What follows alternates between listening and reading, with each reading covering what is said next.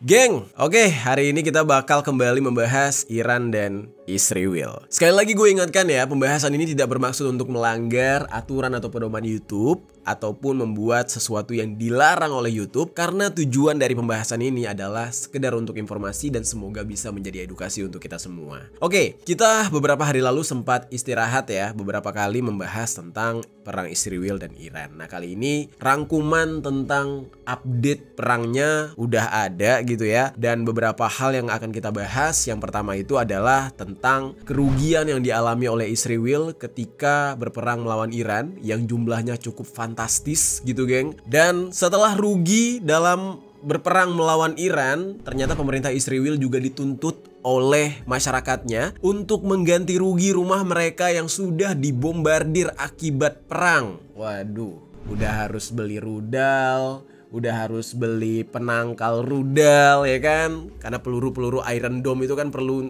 dibeli terus ya kan, di restock terus. Nah, sekarang malah harus ganti rugi rumah-rumah masyarakatnya yang hancur. Nah, terus juga geng, kita juga bakal update selama 12 hari berperang ada berapa korban di dalam kejadian ini. Nanti gue juga bakal bercerita tentang hal itu. Dan pasti kalian akan bertanya-tanya ya, di saat Israel berperang dengan Iran saat ini, apa kabar Palestina? Apa kabar jalur Gaza? Apakah mereka tetap diserang oleh Israel atau enggak? Nah, jawabannya nanti kita akan bahas di pembahasan ini. Oke, langsung aja nih kita bahas secara lengkap. Halo geng, welcome back to Kamar Jerry.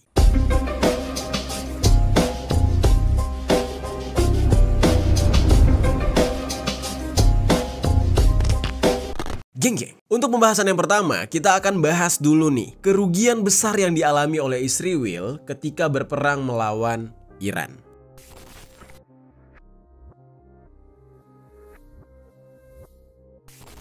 Jadi geng, ketegangan militer selama 12 hari antara Israel dan Iran tidak hanya menelan korban jiwa dan merusak infrastruktur aja, tetapi juga mengguncang fondasi ekonomi Israel secara mendalam. Sejumlah laporan itu memperkirakan bahwa biaya konflik ini itu sudah membebani keuangan negara hingga puluhan miliar dolar, memperbesar defisit anggaran dan memicu kekhawatiran investor atas stabilitas ekonomi jangka pendek. Menurut Financial Express, sebagaimana dikutip dari Anadolu Agency, Israel itu menghabiskan sekitar 5 miliar USD atau sekitar 81,15 triliun rupiah hanya dalam minggu pertama. Minggu pertama serangan terhadap Iran. Bayangin tuh, dalam satu minggu ngabisin 81 triliun. Gila nggak tuh? Dan dari jumlah itu, sekitar 725 juta dolarnya dihabiskan setiap hari, termasuk 593 juta dolar untuk operasi serangan dan 132 juta dolar untuk pertahanan serta mobilisasi militer. Nah, jadi uang yang dikeluarkan untuk menyerang Iran itu sebesar 593 juta dolar. Terus uang untuk biaya pertahanan udara kayak Iron Dome dan lain-lain itu sebesar 132 juta dolar itu, geng. Gila, duit dibakar-bakar. Definisi bakar duit sebenarnya. Sementara di muka bumi ini masih banyak orang yang kesulitan makan. Mereka lebih memilih membakar duit untuk perang. Ya, begitulah cara dunia bekerja, geng. Terus geng, The Wall Street Journal bahkan mencatat bahwa sistem pertahanan udara Israel itu menghabiskan biaya harian antara 10 juta USD sampai dengan 200 juta USD. Jika konflik ini berlanjut selama sebulan, total biaya perangnya bakal diperkirakan melampaui 12 miliar dolar atau sekitar 194,7 triliun. Ini menurut lembaga berbasis di Israel yang bernama Aaron Institute for Economic Policy. Namun geng, kerugian Israel ini tidak hanya datang dari pengeluaran militer langsung. Nasser Abdel Karim, asisten profesor keuangan di American University of Palestine, itu bilang kepada Anadolu Agency bahwa dampak tidak langsung dari perang ini, termasuk penurunan produksi dan gangguan layanan publik, bisa membuat Israel menanggung kerugian sebesar 20 miliar USD atau setara 324,6 triliun rupiah. Defisit anggarannya diperkirakan meningkat sebesar 6%. Pembayaran kompensasi kepada warga yang terdampak akan semakin membebani keuangan negara, ujar si Abdel Karim ini. Dan lebih dari 10.000 warga Israel dilaporkan mengungsi dari rumah mereka dalam pekan pertama perang. Otoritas pajak Israel mencatat bahwa ada sekitar 36.465 orang sudah mengajukan klaim kompensasi. Untuk menutup defisit yang melebar, Abdel Karim ini menyebutkan kalau pemerintah Israel itu sedang mempertimbangkan 3 opsi nih, geng. Yaitu pertama, memangkas belanja publik di sektor kesehatan dan pendidikan, menaikkan pajak atau menambah hutang negara. Mereka yang mulai perang, mereka sendiri yang kerepotan. Gimana bisa ya demi perang ya, belanja publik, belanja negara di sektor kesehatan malah dikorbankan. Terus malah naikin pajak dari masyarakat dan menambah hutang negara demi perang. Nah, ini baru yang namanya negara war junkie, kecanduan perang. Ya, kalau Israel memilih opsi terakhir, ya, yang mana hutang negara, maka rasio hutang terhadap pendapatan nasional bisa melonjak lebih dari 75%. Jangan kalian pikir nih negara kaya banget ya. Habis duitnya buat perang doang, buat nyakitin orang, buat ngabisin nyawa orang. Nih negara nih. Kementerian Keuangan Israel sendiri itu sudah menyatakan bahwa cadangan keuangan negara mereka saat ini sudah menipis. Pemerintah itu mengajukan permintaan tambahan dana sebesar 857 juta USD untuk Kementerian Pertahanan, disertai pemotongan anggaran sebesar 200 juta USD di sektor kesehatan, pendidikan, dan layanan sosial. Menurut laporan surat kabar keuangan Globes, ya, sebagian besar dana ini bakal digunakan untuk membiayai personel militer, termasuk 450.000 tentara cadangan yang dikerahkan selama konflik. Gini nih, akhirnya nyari duit kiri kanan yaitu tadi untuk mempertahankan peperangan. Ya mau gimana? Negara hobi nyolek negara orang lain. Akhirnya ya mau gak mau harus memperkuat pertahanan, harus memperkuat para tentaranya. Terus geng, selain tekanan fisikal, infrastruktur vital dan juga sektor wisata Israel yang terpukul, Iran dilaporkan menyerang fasilitas penting di Tel Aviv dan juga Haifa, termasuk kilang minyak yang terbesar di Israel yaitu Bazan yang ditutup setelah serangan itu. Nah, menurut Financial Times, kerugian akibat penghentian operasi yang ada di Bazan ini mencapai 3 juta USD per hari. Nyari penyakit. Terus geng, Bandara Internasional Ben Gurion Airport, ya, gerbang utama penerbangan Israel, juga sempat menangguhkan operasi mereka karena ancaman serangan balasan dari Iran. Bandara ini biasanya menangani sekitar 300 penerbangan dan 35.000 penumpang per hari. Pada hari Minggu, operasinya hanya dibuka terbatas untuk penerbangan repatriasi. Terus geng, maskapai nasional El Al menghentikan seluruh jadwal penerbangan mereka dan mengalihkan rute pesawat mereka guna menghindari kemungkinan serangan. Penerbangan menuju ke Paris dialihkan ke Siprus dan penerbangan ke Bangkok terpaksa mendarat di Roma. Biaya tambahan operasional akibat pengalihan ini diperkirakan mencapai 6 juta USD. Kelihatannya geng, semakin ngerepotin diri sendiri setelah nyerang Iran. Dan serangan rudal Iran bahkan menghantam kawasan perdagangan berlian di Tel Aviv, sektor ekspor yang menyumbang sekitar 8% dari total ekspor Israel. Dan menurut Israel Diamond Institute, serangan ini memicu kepanikan di bursa efeknya Tel Aviv. Penurunan tajam saham itu memperburuk ketidakstabilan pasar, mendorong aksi jual besar-besaran, dan memperparah gejolak ekonomi jangka pendek. Udah gitu, nilai tukar shekel, mata uang Israel terhadap dolar AS juga tertekan, sempat jatuh ke angka 3,7 sebelum akhirnya sedikit pulih ke 3,5. Abdel Karim itu menyebutkan bahwa pemulihan tersebut dipengaruhi oleh pelemahan dolar AS secara global dan aksi spekulatif pasar. Oke. Kebayang ya gimana sekarang kondisi ekonomi dari Israel, carut marut. Di tengah-tengah kondisinya yang sedang carut marut secara ekonomi, tiba-tiba rakyatnya ternyata tidak setia terhadap pemerintahnya. Ketika pemerintahnya sedang semangat-semangatnya untuk berperang, ya warganya yang terdampak akibat perang ini, mereka ramai-ramai meminta ganti rugi kepada pemerintahnya akibat serangan Iran. Jadi mereka minta ganti rugi rumah mereka yang hancur, uang mereka yang habis harus ya keluar negeri, minggat atau mengungsi gitu. Sekarang kita bahas.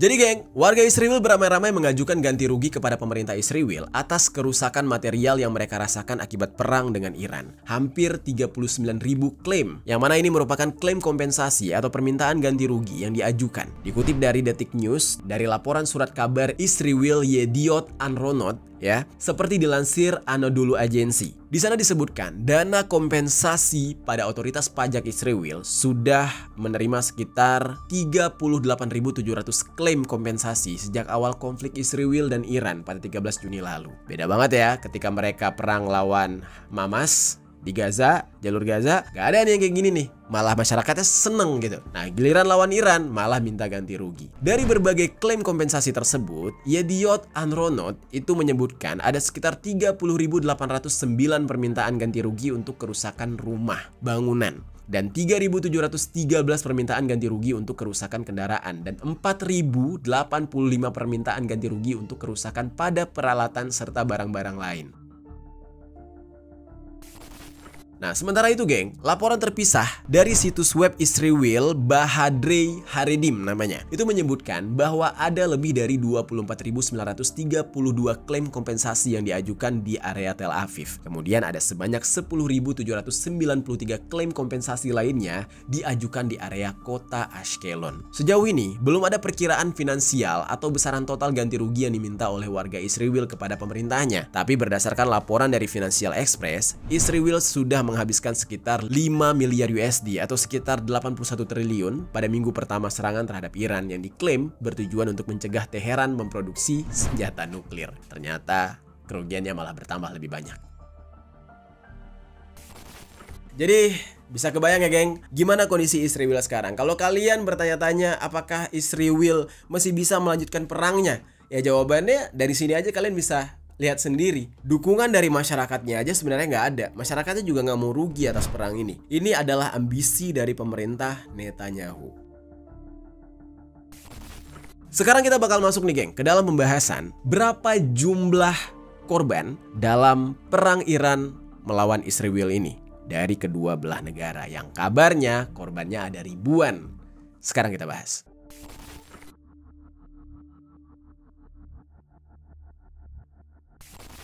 Jadi geng, perang antara Iran dengan Israel ini sudah terjadi selama kurang lebih ya 12-15 hari lah ya kalau kita hitung dari hari pertama. Dari konflik Timur Tengah tersebut tercatat sedikitnya 610 warga Iran diklaim tewas. Jadi banyak banget nih warga sipil yang meninggal dunia di dalam serangan Israel. Sementara kita bisa lihat ya, 28 orang ya, cuma 28 orang pihak Israel yang tewas dalam serangan balasan Iran. Nah, dari sini kita bisa menilai bahwa pihak mana yang sering sekali menyerang dengan memberikan aba-aba atau pemberitahuan terlebih dahulu. Supaya gunanya apa? Gunanya masyarakat sipil yang tidak bersalah itu bisa mengungsi terlebih dahulu. Tapi yang namanya perang, ya korban tetap ada. Walaupun jumlahnya sangat sedikit, yaitu hanya 28 orang dari pihak Israel. Konflik selama 12-15 hari ini yang intens antara Israel dan Iran itu meletus pada 13 Juni 2025 kemarin. Nah, pasca Israel melancarkan serangan duluan, ya kan? Mengutip dari Al Jazeera, lebih dari 200 jet tempur Israel diklaim menghantam lebih dari 100 fasilitas nuklir dan militer serta lingkungan pemukiman di seluruh Iran tanpa peringatan. That's why banyak warga sipil yang meninggal. Iran membalas dengan ratusan rudal balistik terhadap kota-kota Israel pada hari-hari berikutnya. Tapi ya setiap serangan itu biasanya sudah diawali dengan peringatan terlebih dahulu. Makanya tidak heran di Israel itu ya ketika ada serangan dari Iran itu langsung berbunyi sirine.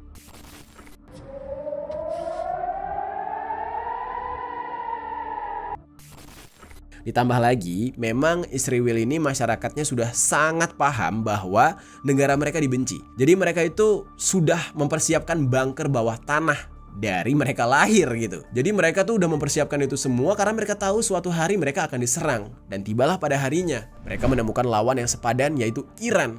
Dan akhirnya bunkernya kepake. Makanya banyak warga mereka yang selamat. Terus kita udah sempat dengar juga kemarin kalau Donald Trump ya menyerukan gencatan senjata ya kan pada 24 Juni. Namun beberapa jam setelah hal itu ya ternyata masih berperang. Iran tidak menyetujui dengan gencatan senjata yang dimaksud oleh Donald Trump dan Iran kembali menembakkan rudal ke pangkalan udara terbesar AS yang berada di Timur Tengah yang berbasis di Qatar. Menurut Kementerian Kesehatan dan Pendidikan Medis Iran, ribuan orang terluka di Iran. Ratusan orang meninggal dunia dan infrastruktur publiknya banyak yang rusak. Ya itu harus diakui dan itu juga bisa kita lihat dari video-video yang beredar. Termasuk juga dengan pihak Israel, banyak fasilitas publik, apartemen, gedung-gedung besar, gedung-gedung mewah itu yang rusak juga akibat serangan Iran. Per tanggal 24 Juni, total dari korban dari kedua belah pihak nih, Israel dan juga Iran, ya korbannya baik yang meninggal dunia maupun yang masih hidup yang luka-luka itu totalnya nggak main-main geng. Per 24 Juni terhitung korban yang luka itu ada sekitar 4.746 orang termasuk 185-nya adalah wanita. Nah ini kalau digabungin kedua belah pihak. Terus total korban yang tewas itu sekitar 610 orang termasuk 49 orang wanita dan 13 anak-anak. Korban termuda itu berusia masih 2 bulan, masih bayi. Nah terus ada juga petugas kesehatan yang mengalami luka-luka sebanyak 20 orang. Jadi dari konflik ini memakan korban ribuan orang. Serem banget ya. Oke, sekarang kita akan masuk ke dalam pembahasan yang mungkin membuat kalian bertanya-tanya. Apa kabar Gaza? Apa kabar Palestina? Di saat Israel sedang gencar-gencarnya berperang melawan Iran, apakah mereka masih menyerang Gaza? Sekarang kita bahas.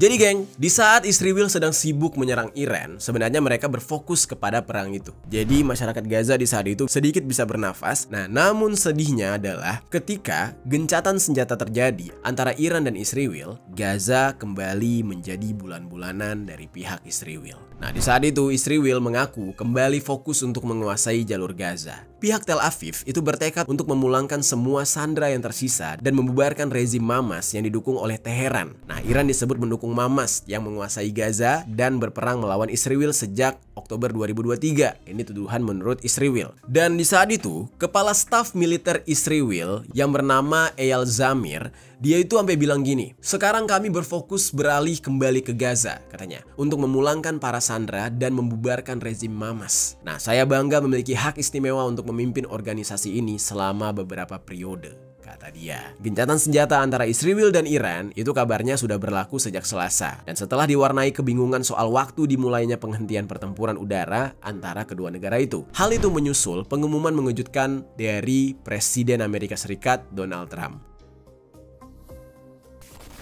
Nah, jadi ibaratnya tuh setelah Donald Trump bilang gencatan senjata, awalnya memang mereka masih perang tuh antara Israel dan Iran masih saling serang. Setelah itu memang mereka memutuskan untuk beristirahat sejenak, stop sejenak. Dan di saat itulah Israel langsung kembali berfokus kepada Hamas yang ada di Gaza. Terus geng, pihak Israel ini mengklaim melalui si Zamir tadi. Mereka bilang ya, kalau rentetan serangan mereka terhadap Iran itu sudah bisa menghambat program nuklir Iran selama beberapa tahun katanya. Nah, jadi Iran tuh udah bisa kegocek lah, udah bisa ketahan lah. Jadi makanya mereka pede untuk balik fokus ke jalur Gaza. Dan di dalam hal ini yang kocaknya adalah pihak Israel sendiri mengaku perang yang berkecamuk antara mereka dengan Iran memang agak sejenak memalingkan fokus mereka terhadap Hamas yang ada di Gaza. Tapi setelah mereka gencatan senjata, ya, militer Israel itu langsung melancarkan serangan brutal terhadap jalur Gaza sebagai pembalasan. Jadi kayak balas dendamnya justru ke jalur Gaza terhadap Hamas. Karena mereka tahu kalau balasnya ke Iran lagi dibales lebih gila lagi gitu geng. Dan sejauh ini ya, menurut data Kementerian Kesehatan Gaza, pembantaian yang dilakukan oleh Israel itu sudah menyebabkan 56.077 orang meninggal dunia, yang sebagian besar adalah warga sipil. Jadi ini bukan perang, lebih ke pembantaian.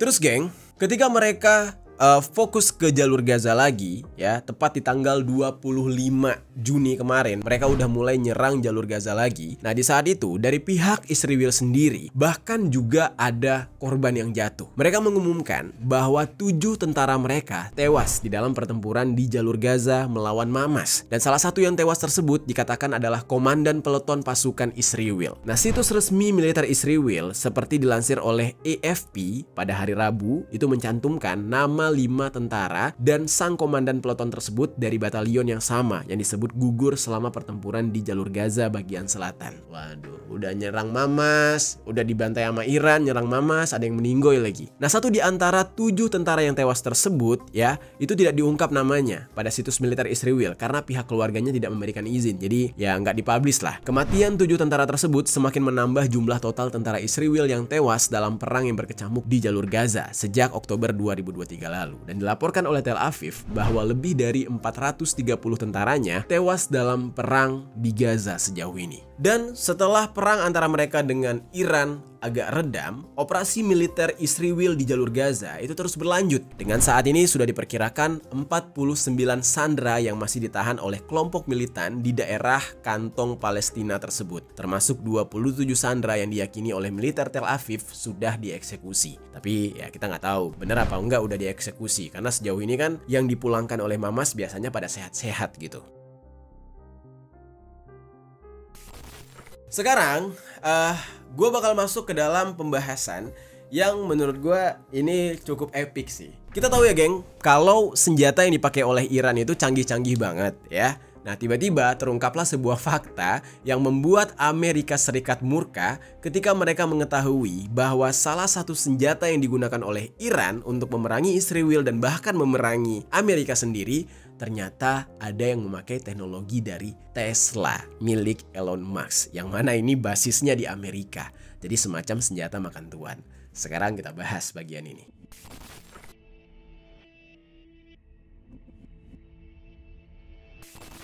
Nah, jadi geng, hadirnya mobil-mobil buatan Iran di Rusia, ini bukti negara ini tidak hanya dikenal sebagai penghasil pesawat terbang tanpa awak atau drone yang paling produktif di kawasan Timur Tengah selain Israel. Nah, saat ini, industri pertahanan Iran juga sudah mulai merambah dalam pengembangan kendaraan darat tanpa awak atau disebut dengan UGV. Nah, salah satunya adalah Twin, kendaraan otonom yang dikembangkan dari teknologi Tesla. Kebayang tuh ya, teknologi dari Amerika dimanfaatkan oleh Iran. Seperti dilansir dari Jerusalem Post, Iran mengklaim sudah menambahkan kecerdasan buatan atau AI ke dalam kendaraan robot mereka. Selain sebagai alat pengintaian, Twin ini juga dikembangkan menjadi kendaraan tempur tanpa awak atau Combat UGV. Belum tersedia informasi teknis mengenai kendaraan yang dibekali penggerak 6x6 ini. Disebutkan kalau Twin dapat dipersenjatai dengan senapan mesin atau peluncur rudal anti-tank untuk bisa bertempur secara mandiri. Dan sistem perang gabungan termasuk kendaraan bawah tanah DEMIS atau DMIS dan stasiun jarak jauh EDR-DM yang digunakan sebagai pengganda kekuatan untuk pasukan yang terpinggirkan dan dapat digunakan di daerah perkotaan serta pedesaan. Jadi ibaratnya tuh ini senjata tuh untuk mensupport kekuatan manusia lah. Jadi misalkan kalau lawan militer atau lawan tentaranya doang itu powernya nggak full gitu, nah ditambah dengan alat-alat canggih ini, maka ini bakal menjadi sangat menyeramkan. Dan sebagian besar alat-alat canggih ini itu adalah pengembangan hasil curian dari teknologi Tesla. Combat UGV ini dapat menggunakan armor hingga level ketiga Stanak 4569 dengan tetap mempertahankan semua kemampuan dinamisnya. Sistem ini dilengkapi dengan sistem senjata diperpanjang kaliber menengah dengan EGL 40 mm dan HMG 12,7 mm. Ayatollah Ali Khamenei itu sudah setuju peluncuran Combat UGV di Iran bersamaan dengan peresmian lapangan udara bawah tanah di Teheran. Combat UGV ini bakal segera dikirimkan ke Rusia untuk membantu Rusia di dalam perang konflik melawan Ukraina. Ngebantu Rusia aja bisa, apalagi ngebantu perang negara mereka sendiri, udah pasti bisa banget. Gokil ya, Iran. Oke, di dalam kejadian ini, Amerika Serikat langsung merespon setelah mereka tahu ternyata ada produk atau teknologi Tesla yang dipakai oleh senjata Iran. Pentagon dikabarkan menaikkan status siaga di berbagai pangkalan militer di Timur Tengah. Sejumlah sistem radar dan pertahanan udara tambahan dikirimkan untuk mengantisipasi rudal jarak menengah dan juga pendek yang didukung oleh sistem peluncuran Tesla Style ini. Nah, sebutannya Tesla Style. Iran sendiri dikenal memiliki ribuan rudal balistik dan sistem peluncur mobile, dan kini keberadaan teknologi Tesla di dalam persenjataan mereka membuat ancaman itu menjadi lebih serius dan modern. Apa kata analis? Nah, jadi para analis menyebutkan langkah Iran sebagai bentuk inovasi militer non-konvensional itu memanfaatkan komponen teknologi sipil untuk tujuan strategis militer. Hal ini juga menandakan bahwa medan perang masa depan tidak hanya soal senjata, tetapi juga teknologi pintar dan energi hijau. Langkah Iran memodifikasi peluncur rudal dengan teknologi Tesla itu memicu kekhawatiran global, geng. Amerika Serikat saat ini sedang menghadapi tantangan baru di dalam strategi perangnya,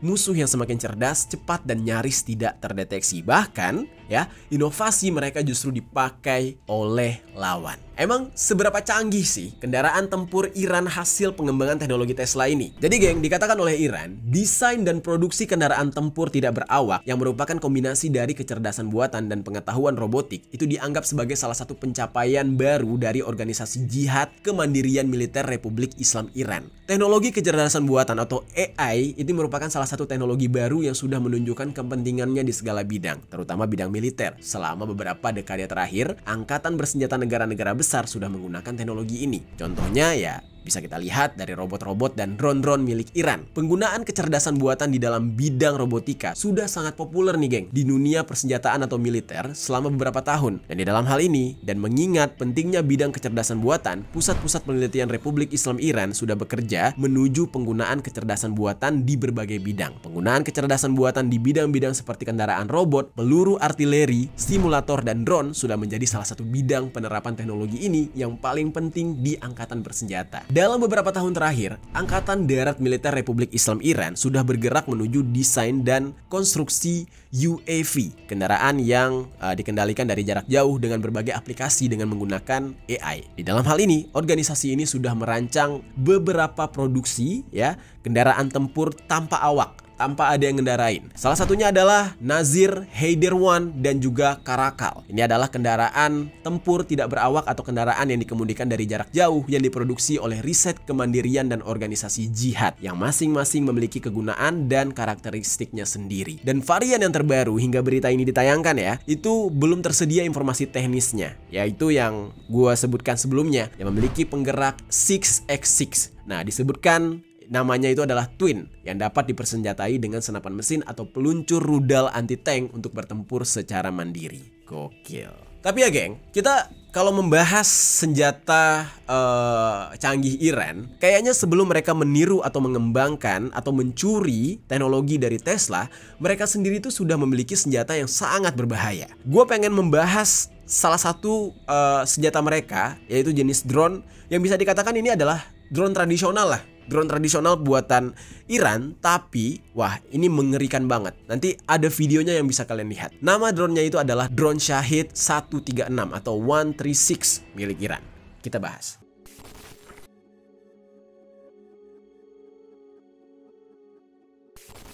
Nah jadi geng, di dalam dunia militer modern yang dipenuhi oleh sistem canggih dan mahal, kemunculan drone Shahid 163 ini justru mematahkan banyak asumsi klasik tentang keunggulan teknologi. Pesawat nirawak atau pesawat tanpa awak atau drone buatan Iran ini menjadi simbol baru efektivitas militer era modern. Murah harganya, sederhana, dan mematikan. Kalian bisa lihat sendiri dari videonya.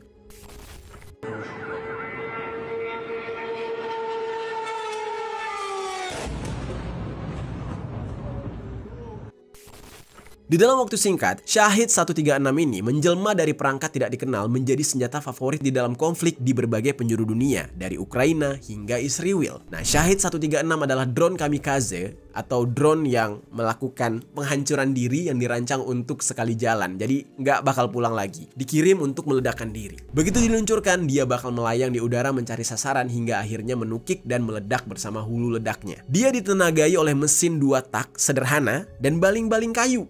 Bayangin tuh, baling-baling kayu, bukan besi, bukan plastik, pakai kayu. Dan drone ini memang terlihat biasa aja dan tanpa roda pendarat, tanpa desain aerodinamis futuristik, bahkan tanpa rudder. Tapi justru inilah kekuatannya, sederhana, murah, dan efektif. Sekali meledak, hancur. Harga per unitnya $20.000 AS. Lebih terjangkau dibandingkan dengan drone barat seperti MQ-9 Reaper milik AS yang harganya bisa mencapai puluhan juta dolar. Biaya low budget ini memungkinkan produksi massal dan penggunaan dalam strategi swarm attack alias serangan berkerumun yang sulit ditangkal. Keberhasilan Shahid 136 membuat dua negara adidaya, Rusia dan Cina, berlomba-lomba membuat tiruannya. Rusia menyebut versinya yaitu drone Geran 2 yang mulai digunakan sejak perang Ukraina memanas tahun 2022, sementara itu Cina meluncurkan varian yang bernama Sunflower 200 atau Sunflower 200 dengan spesifikasi yang mirip dan identik dengan Shahid 136. Nah, jadi Iran yang diremehkan selama ini justru menjadi negara yang role modelnya negara besar, Cina dan Rusia, untuk meniru apa yang mereka buat. Gokil banget memang. Dan drone ini bukan hanya simbol aliansi militer baru antara Iran, Rusia, dan Cina, melainkan juga mencerminkan pergeseran paradigma senjata modern dari high-tech menuju ke smart chip. Yang tadinya tuh yang high-tech itu kayak yang paling super canggih, tapi sekarang malah orang mencari yang pintar tapi murah. Smart chip. Shahid 136 sudah menyerang kota-kota besar di Ukraina dari perang Rusia. Dan dalam konteks konflik Israel-Palestina, drone ini juga digunakan oleh milisi yang didukung oleh Iran seperti Hamas dan juga Hizbullah. Dan serangan dengan Shahid 136 menyebabkan ketakutan yang tidak hanya karena kerusakan fisik, tapi juga dampak psikologis. Drone ini bisa datang kapan aja tanpa terdeteksi di awal. Suaranya serem banget. Bisa dengar dari videonya.